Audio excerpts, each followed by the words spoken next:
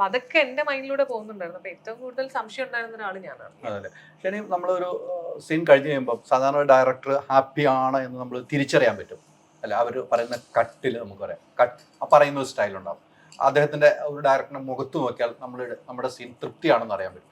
ഈ കമൽ സാർ ഒരു തൃപ്തനാണെന്ന് കണ്ടെത്താൻ എങ്ങനെയായിരിക്കും? സാർ ഓക്കെ പറയുന്നത് ഞാൻ സാറ് വർക്ക് ചെയ്യാൻ തുടങ്ങുന്നത് നമ്മളെന്ന് പറഞ്ഞിട്ടില്ല. അന്ന് മോണിറ്റർ ഇല്ല നമുക്ക് രണ്ടാമത് ചെക്ക് ചെയ്യാൻ. അപ്പൊ സാറ് ഓക്കെ എന്ന് പറയുന്നതാണ് ഓക്കെ. സാറ് ഓക്കെ എന്നുള്ളത് കൺഫേം ചെയ്യുന്നത് ഒരു ക്യാമറമാന്റെ അടുത്തും കൂടി ചോദിച്ചിട്ടാണ്. കാരണം സാറ് നേരിട്ട് കണ്ട സമയത്ത് ഓക്കെ ആയിരുന്നു. ഈ ഫ്രെയിമിലൂടെ കാണുന്ന സമയങ്ങളില് ഇപ്പോ ഇവിടുന്ന് കാണുമ്പോ നിങ്ങൾ ഇങ്ങനെയല്ല കാണുന്നത്. ഇപ്പൊ ഈ ആംഗിൾ ഇവിടെ നിന്ന് നോക്കുമ്പോ ഇങ്ങനെയല്ല കാണുന്നത്. ഇങ്ങനെ നോക്കുമ്പോ നിങ്ങൾക്ക് ഇൻറ്റു ആയിട്ട് തോന്നില്ലേ അത് അല്ലേ?